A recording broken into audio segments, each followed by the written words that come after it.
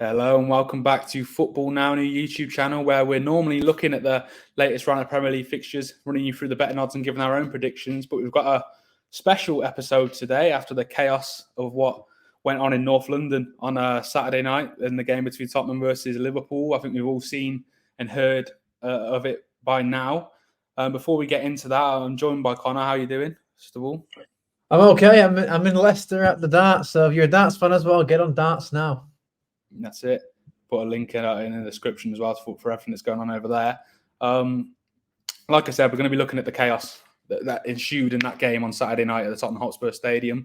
Connor, I do think it's important, first of all, before we get into it, to preface it. Sorry, I'm a Liverpool fan. You're an Arsenal fan. It was a game involving Liverpool versus Tottenham. We don't want to just come across as someone who's just bashing Spurs for the sake of it. I think we both agree this is an issue which is much bigger than Liverpool. It's much bigger than Tottenham. It's bigger than any other club. I think this has been coming now for a long, long time. I think everyone in football, regardless of your allegiances whatsoever, agree that something needs to change now. The levels of officiating in this country, not just this season, last season, season before that, for far too long now, it's not been good enough for a league that we market it as the best football league in the world. And things need to change. And there were a number of decisions on Saturday night, which I think need to be questioned. Obviously, the biggest one is the offside ruling for Luis Diaz's goal. And the 34th minute, I think it was. Obviously, we now know that it was onside and should have been given. But there was a mix-up involving the VAR, Darren England. And I was standing, not a mix-up.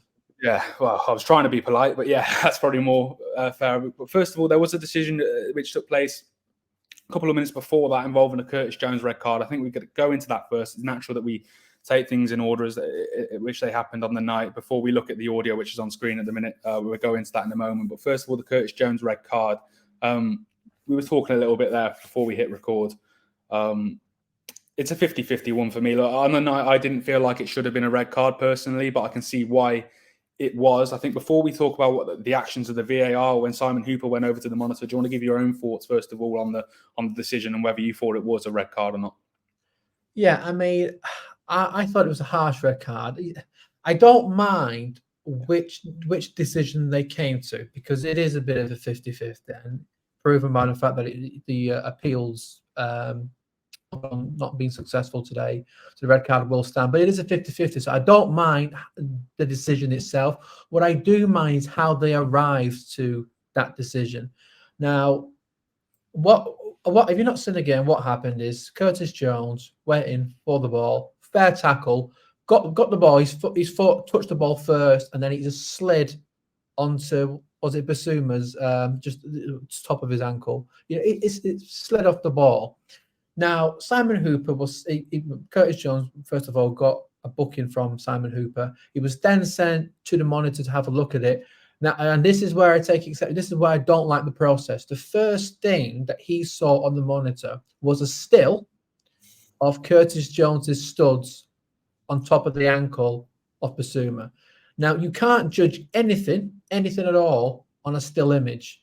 And first impressions, and there's been so many studies about this, first impressions make up most of your opinion. It's very hard to change that. So when your first impression is that still image, then you can play it in slow motion, you can play it at normal speed. Simon Hooper's probably already decided it's a red card during that first 2 seconds of seeing that. And then you slow it down and everything looks worse in slow motion.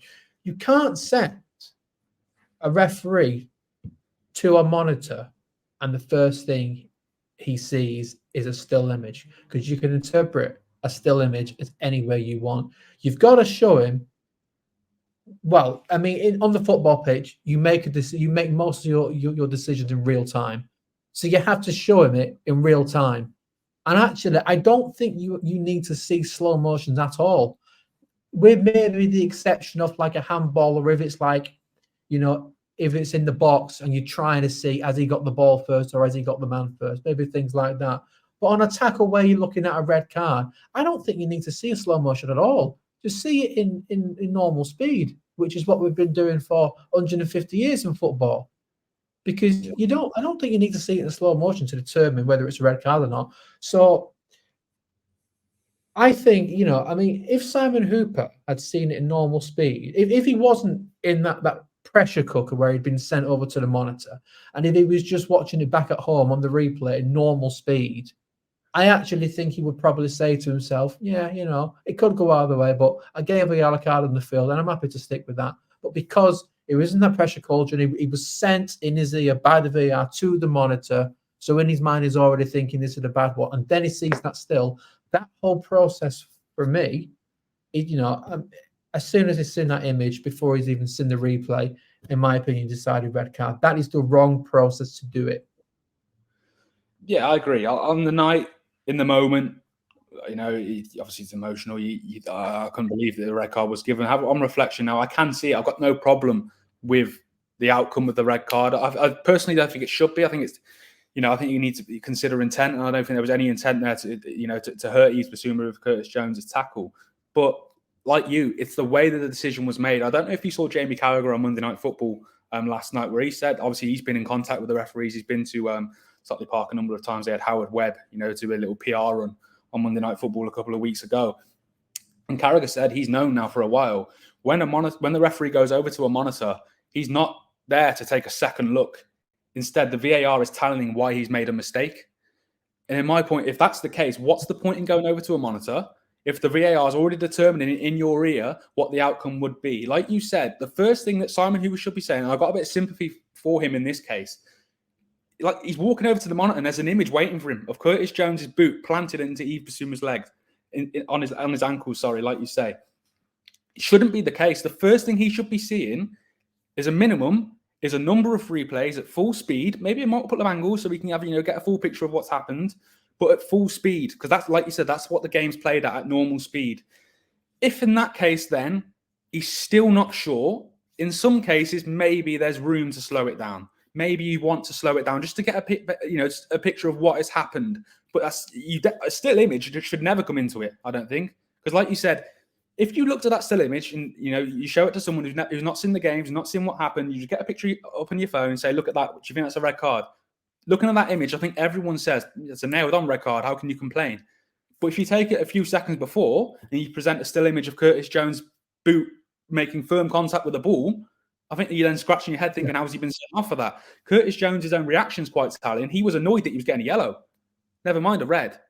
Look, like I said, I don't have a problem with the decision to get a red card. But the process that the decision's made when they go over to the monitor, it needs to change. It's not the first time it's happened. I mean, I've got two further points here which do wind me up, because I'm not a fan of VAR. That's on record. If you go on my Twitter, whether it even if it benefits my own team, Arsenal, I have never ever been a fan of VAR. And I've got 2 points here. Number one, the whole sending a referee to the monitor is pure theatre. It is pure theatre. And the reason why I know it's pure theatre, because if you remember the very first season VAR was introduced in the Premier League, the Premier League referees were heavily criticised for never sending the referee to the monitor, because it just never, I think it happened like once in that season. And then an initiative came out where they said, right, we are going to send the referees to the monitor more. And that act of sending the referee to the monitor, that's just to appease people at home, to stop people saying, oh, well, no one's sending the referees to the monitor. There's no actual real purpose behind that. And that is why I think it's something like only 5% of decisions actually stay the same when a referee gets sent to the monitor. It's pure theatre. That's my first issue with it. My other issue is when VAR was first introduced, we was told clear and obvious error. Okay, clear and obvious error. Now, if you've got fans and pundits saying, well, I can see why it's a red, but I can also, I'd be happy with it. So, yeah, that's not clear and obvious. I cannot accept that the VAR, Aaron England, told Simon Hooper in his ear, Simon, mate, you got to look at this. You've made an absolute howler here. And if he's not made a howler, then you keep the decision on the field. That is what we was told right at the start when VAR was introduced, that it was clear and obvious error because they wanted to let the game flow. And I don't think, to be fair, in any league, I don't think they've ever stuck to those words. That they want to micromanage every single part of the game, and that just sucks the life and the excitement out of football. If VAR did what we was told it was going to do when it was first introduced, maybe I'd warm to it more, but it's not. I mean, we've seen some ridiculous things overturned in the past. Yeah, I agree. I think it's important that, it's with the monitor. There was an incident last night with Napoli Real Madrid. I'm pretty sure apparently it was given to Napoli. There was a handball, but I think it was Nacho Fernandez for Real Madrid. He was on the floor. He was sliding. Your arms go up when you're sliding. He was about a yard away from the ball, and they gave the penalty. I don't know. Like you said, how can that be clear? It's just a strange one. Speaking of handball, handball law is just something else. It seems to change every season. But I'm actually going to say something that might shock you, Ray. But in the Arsenal Spurs game, Cristo Romero was penalised for a handball and gave Arsenal a penalty. Now the thing is, Cristo Romero's arm was up there, right? But if you look at the wording of the law, it's natural position. Okay, if your hand if the ball strikes your hand, then it's in a natural position. Then it's not a handball. But the thing is, when you're a defender, depending on your action, what a natural position this changes. If Cristo Romero lunges forward with his foot, but his arms are by his side, well, that's not natural. No. That is not natural. If he's lunging or if he's jumping, for example, and his hands are up there and he's jumping and it hits, I mean, that's natural because that's what you do when you do those actions. So, I think I actually didn't think it was a penalty. I thought if that went the other way, I would be very, very annoyed as an Arsenal fan if that had gone the other way. Because just because your hand is up doesn't mean it's in an unnatural position. And I think that's where the understanding of the game needs to improve by the referees, whether maybe, every pre-season, maybe they go to a camp with a certain, X number of former players, and they can get coached where in this situation, this is normal. This is what you should expect. This is the thinking of a footballer. Because I think that can only help. Yeah. We talk about the handball rule there. I think that, like you said, it's always been controversial. There's always been different angles to it. Up until now, one rule with VAR, which has been pretty consistent, has been the offside rule until Saturday night. And we saw what's happened. Now, everything that's happened since, Luis Diaz gets played in by Mo Salah. I think we've got the video here. In fact, if we play this now with volume, we'll watch this first and we'll go into it after. Gets worse, doesn't it, every time you see it? Okay, there's loads to unpack there. I think there's one person, first of all, in what we've just heard there, who's taking control of the situation or trying to, and that's the one person who isn't a qualified official, the replay operator. We'll come into that. But first of all, obviously, when we're watching the game live, you don't hear any of that. You hear the commentators and Sky. Well, we didn't even see the lines on Saturday. They didn't even put those on for us, did they? Exactly. And I think that's one question which needs to be asked. First of all, why were the lines not on show? Is that a decision by PGMO, the Premier League, or the broadcaster? Do they dictate when those lines get shown? Because according to that footage there, they did apply the lines. They applied them a lot faster than usual as well. I think that was the one thing that struck me watching the game. I was watching, I thought, that looks onside. That does look on. He looks onside there. Romero's boot looks to be playing him onside. You can see that just by the lines on the pitch. And the whole process was so fast. Well, it was 30 seconds from the ball hitting the back of the net to the end of the decision. It was 30 seconds. Exactly. And we've seen this before. It's gone on for minutes. And I have a little bit of sympathy with them because there has been this talk of, we need to speed the process up. We can't be waiting around for 2 or 3 minutes. It's not fair on people in the stadium, etc. But I think the PGMO statement was right. That can't come. You can't speed up the process at the expense of a thorough inspection of what's happened. You saw it. The line got drew next to Romero's boot. And like a second later, Darren England's, check complete, done. Check complete, done. Like, what? Just think. Just take a second, mate, and think.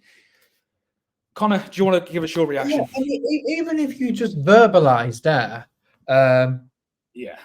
check complete, player is onside, actually say, which I believe that is what they will start doing now, but say what you're doing. I actually think the process, because, between getting the lines up and getting the decision, that was quick and it was right. The process was quick and it was correct. And then they just cocked it up after that.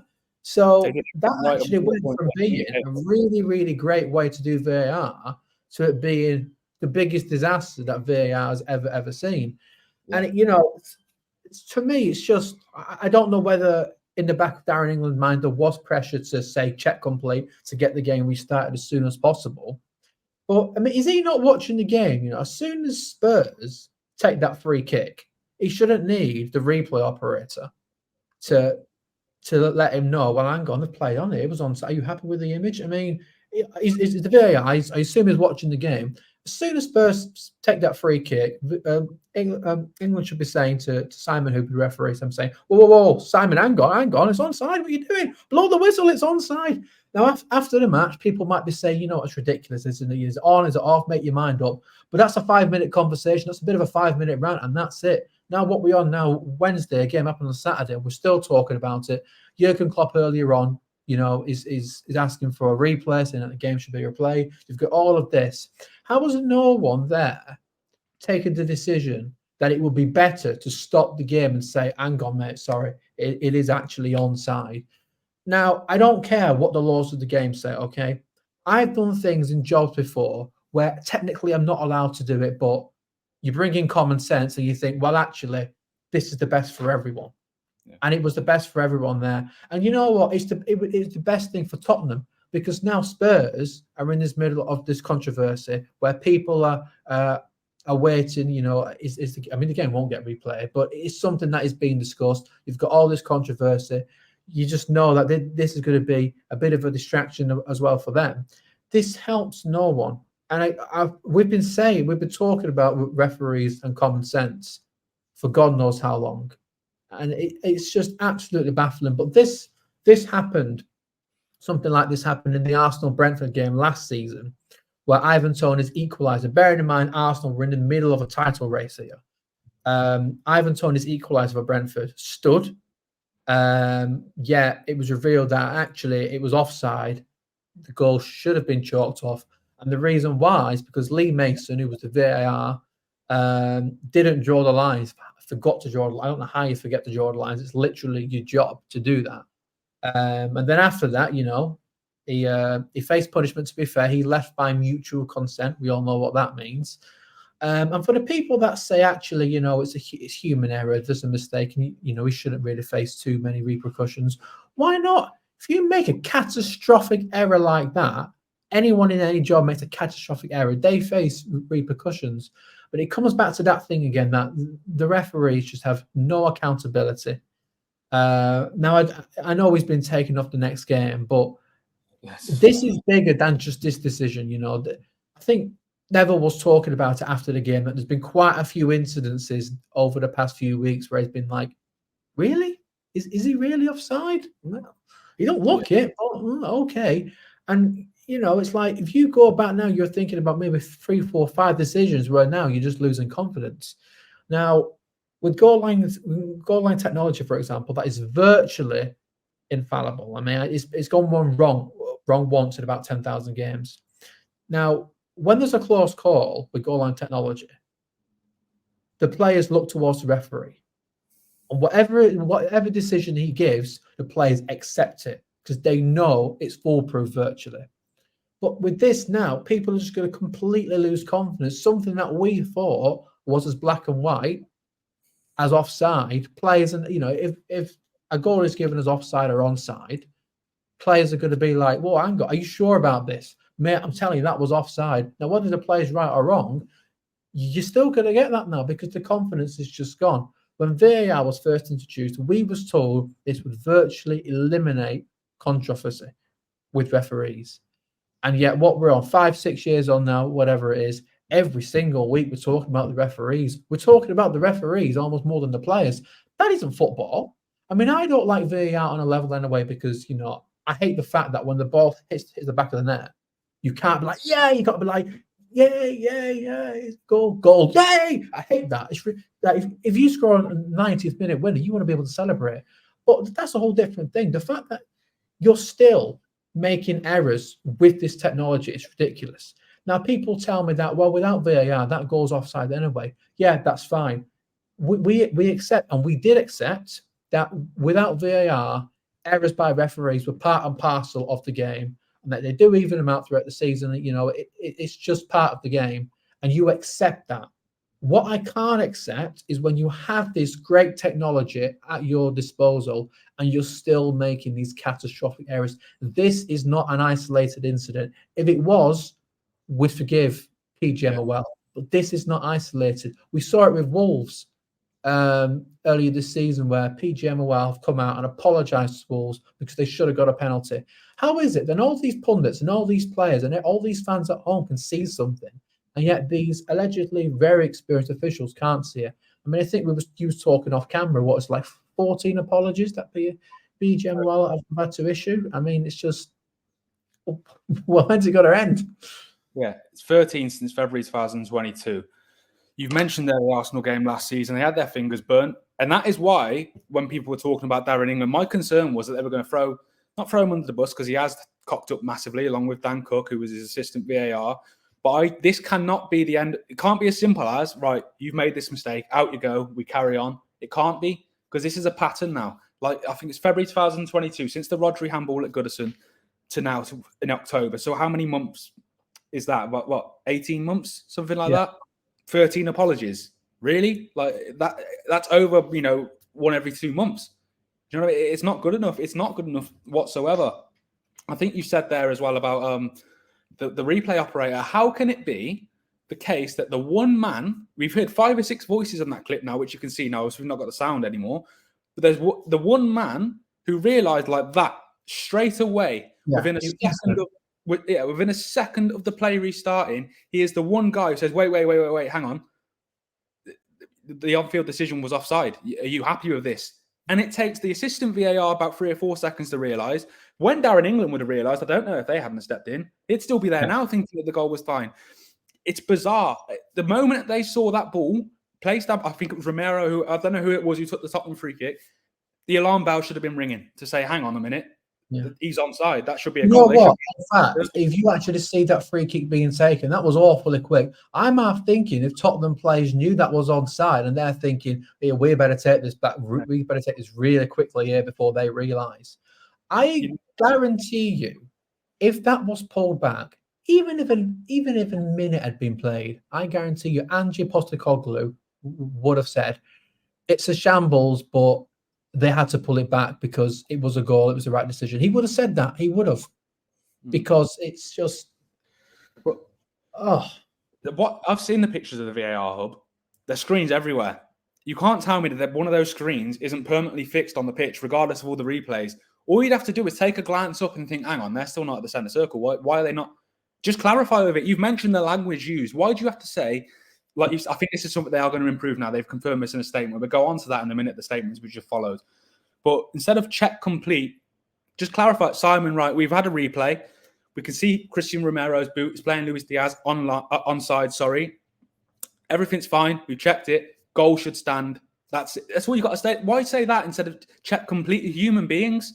They're not robots. You can speak to each other like that. Obviously, there's got to be a certain level of formality and professionalism, but you can add clarity. And I think that PGMOL have said now that they are going to look to address that moving forward. They've confirmed a number of things. But for me, Connor, this is something which they haven't spoken about, to my knowledge. There needs to be live broadcast now of what's going on in those in relation to the communication between the VAR, the assistant VAR, the on-field officials, etc.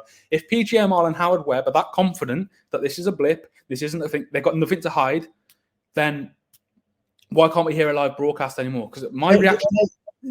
sorry to interrupt. They've done this in the MLS and it works.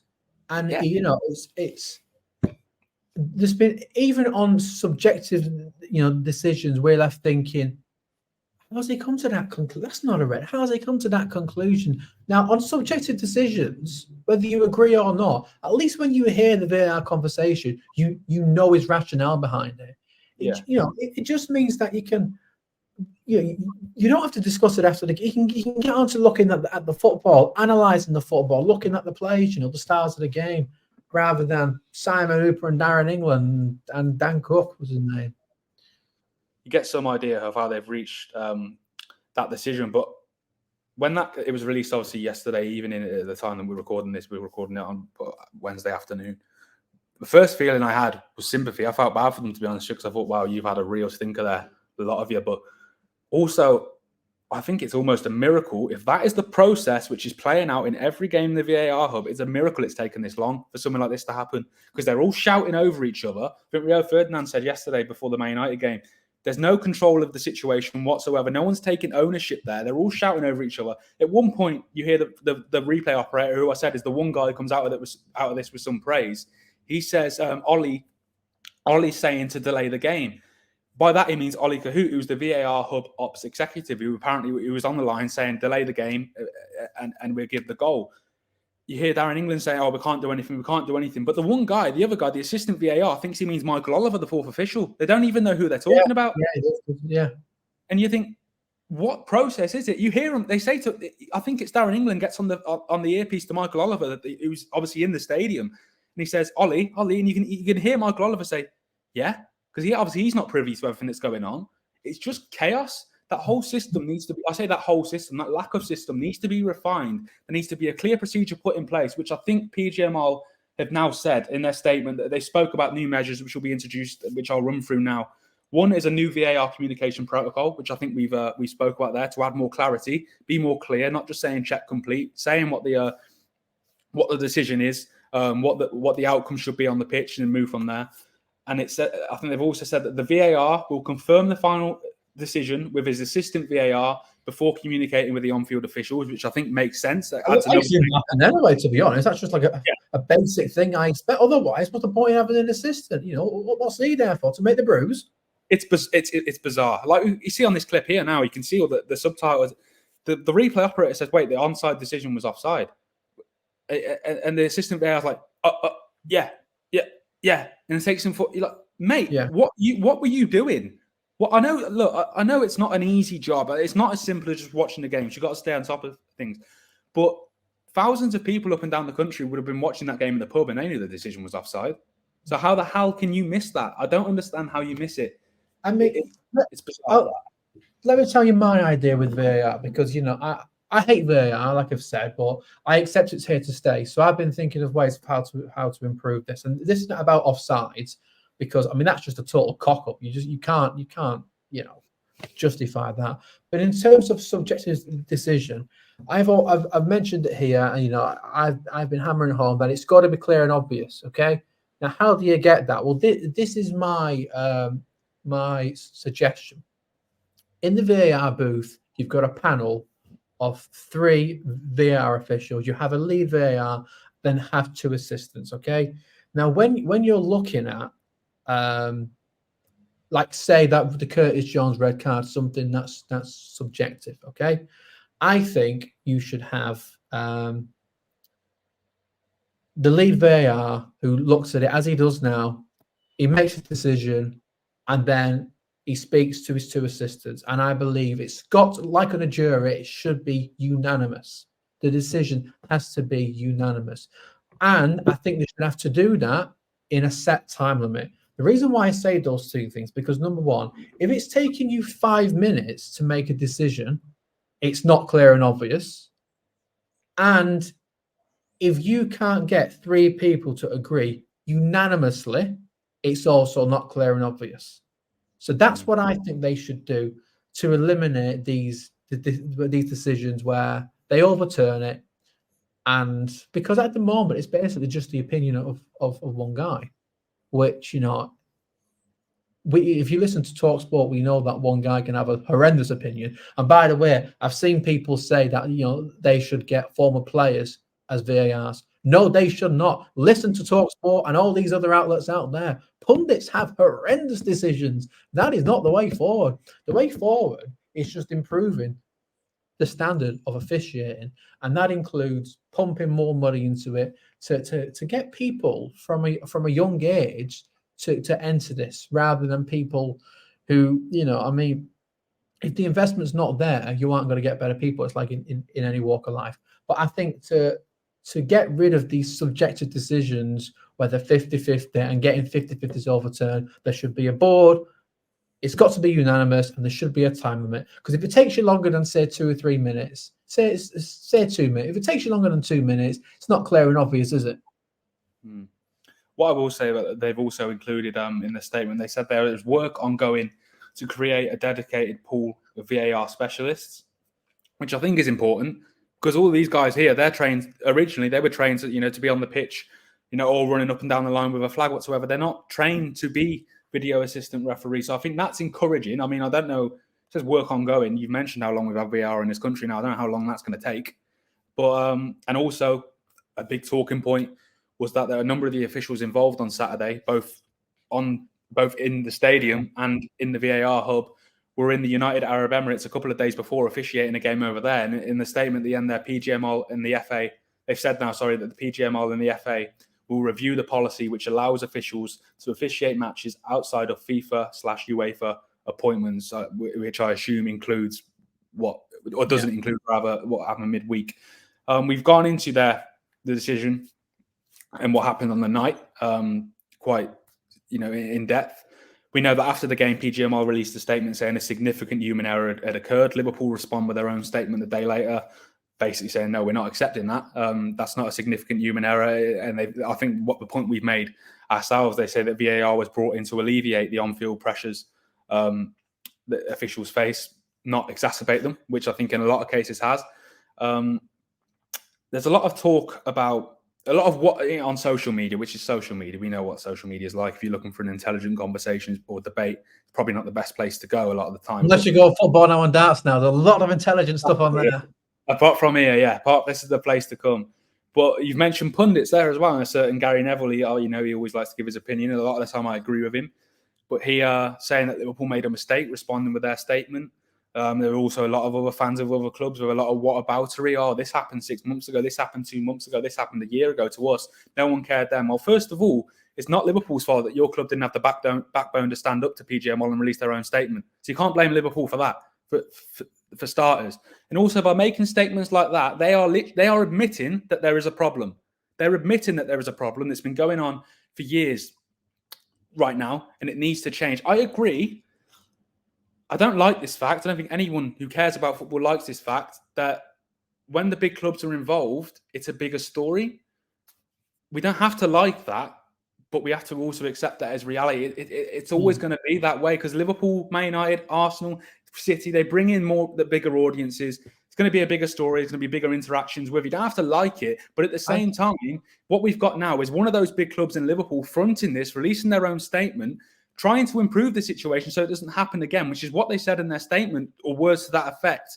You can't then moan when one of those clubs are using their size and their stature and their platform to try and improve the situation. Look, I'm not saying that Liverpool are running their, as knights in shining armor, obviously they've got their own selfish vested interests. Of course they have.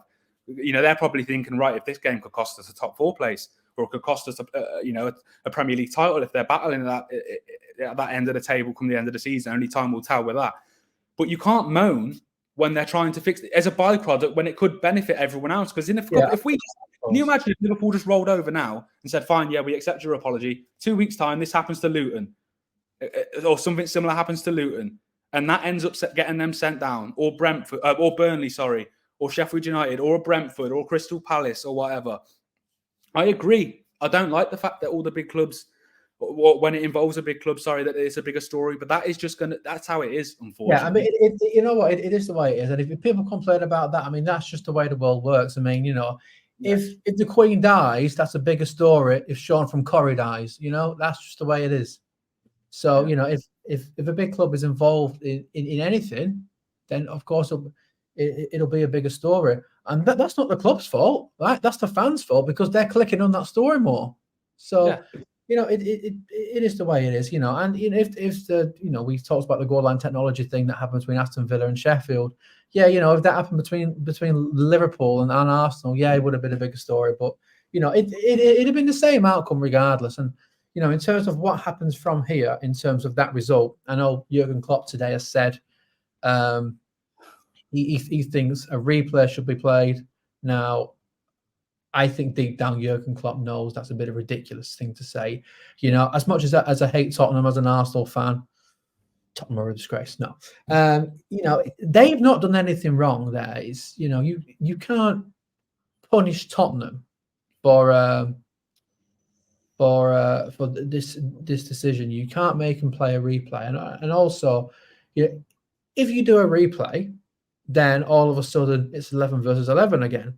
Now, yes, we know Curtis Jones It was a 50-50 red card, but I've no problem with the red card decision. And Diego Jota, yes, the first yellow card was harsh. Well, it wasn't a yellow card, it wasn't even a foul.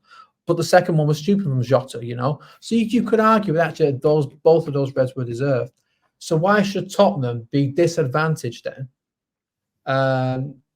Because of something out of their control. So unfortunately, I think moving forward, how to fix this issue is learning, is the referees learning and improving and this, that, and the other. But in terms of what to affect that result, it's just one of those things where you've got to take it on the chin. I mean, you know, this is virtually the exact same scenario Arsenal had last season. The only difference is rather than it be an onside goal being given offside, it was just an offside goal being given onside. And there were consequences there. You know, Lee Mason, for all intents and purposes, was sacked. But, you know, as much as we wanted the result to be overturned or changed, or, you know, it was never going to happen. You can't have that happen, unfortunately. So I think Jurgen Klopp needs to save a bit of face here. And I think it would be better for him just to come out and say something has to change, not for Liverpool, but for everyone, because this has been a consistent problem now for every team for such a long time, and it isn't good enough in the best league in the world. I don't expect a replay to happen because I don't think that's fair on Tottenham or anyone, but something has to change. I think calling for a replay is just Jurgen Klopp, who is, I'm sorry, Brad, the king of excuses, along with Eric Ten Hag, I must say. I think it's just it's poor. It's poor, and I don't think it makes him look good. I think Jurgen Klopp will come out of this looking a lot better if he just stayed away from that. As a Liverpool, I won't say I feel let down. It's a bit dramatic, but all week we've been saying, because you know what social media is like. Liverpool aren't the most wildlife club anyway. People are on it. Oh, look at Liverpool fans moaning they want a replay. I didn't see a single Liverpool fan asking for a replay, and that was what I was going to say today. Yes, then I agree. Yeah, I get the notification at 12:30 to say he's asked for one, and I've seen the press conference now. One thing I will say first, he's not demanding a replay. He said he thinks it's the right thing that should happen. I think it's very naive. He shouldn't have said that, because now all the headlines are going to be Jurgen Klopp asked for replay, and you're diverting the conversation away from what's happened on Saturday and what needs to happen moving forward. Like I said, I felt I was disappointed a little bit with that. I understand he's getting asked questions in the media, and let's face it, those journalists, you can imagine behind that camera were rubbing their hands when he said that. I think, oh, there's our headlines for today. Actually, can I just interrupt that? I've just literally typed in Liverpool VAR on Google and clicked on news. You're absolutely right. All the headlines: Jurgen Klopp wants Tottenham Liverpool replay. Jurgen Klopp calls for Spurs replay after VAR error. Liverpool boss Jurgen Klopp demands Spurs match to be replayed. He's played into the media's pocket there. Like you said, as soon as he said that, the media was like, "We got a good one here, Jeff. We got a good one." Exactly. So, yeah, he set himself up there. He has set himself up. It's a shame, but what I did find frustrating before today, and Gary Neville was one of them. He was saying that Liverpool made a mistake with the statement. He's come out today saying that Liverpool have clutched. They're on the verge of victory now. They've ended up defeat. It's so strange. It's bizarre that he thinks that Liverpool. We've mentioned 13 apologies since February last year. That Liverpool should just hold their hands up and say, "Oh, fair enough, you made a mistake. We'll accept that. They're moving on." But why should they? Why should they? And why should all the other clubs that were inflicted as well? Like I said, it's not Liverpool's fault that those other clubs didn't have the backbone to stand up for themselves. Why should Liverpool just follow suit? Do you know what I mean? It's a very social media is a strange place sometimes, and we know that at the best. I just don't. The trouble is with social media, when you've got a phone at your disposal right there, you can say whatever you want. You can type it out within 10 seconds and hit send without actually really thinking about what you're saying. And I understand there's a lot of a football banter element to it, where people like to wind up and joke with other clubs, which is fine. We love that. That's, I think, when obviously without crossing any lines, we enjoy that part of football.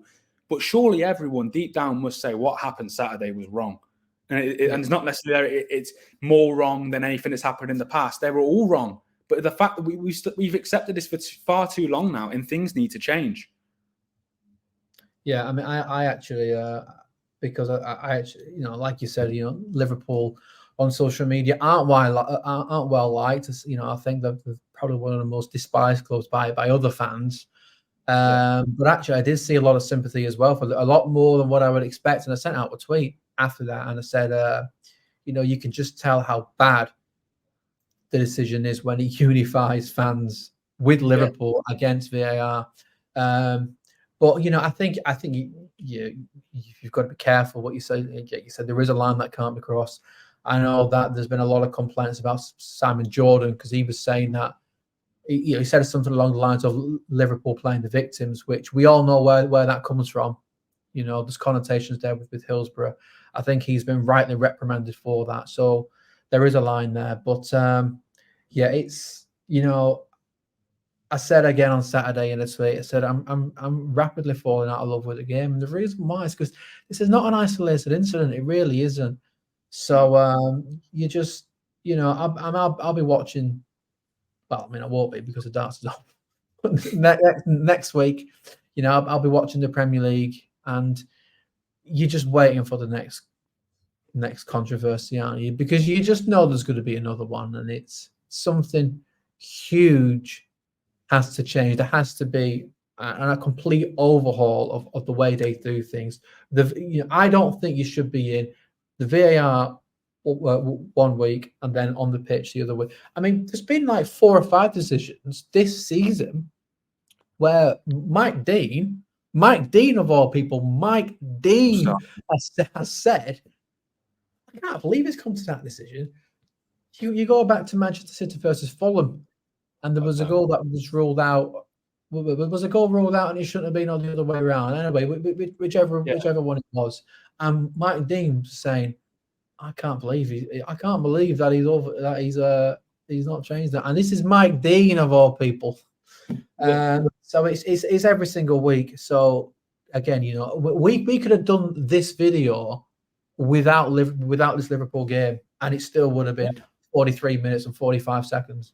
You've mentioned it, yeah. I'm conscious of the time. I'm gonna have to wrap this up soon. But like you said, other decisions. You just look at Sunday, Brentford.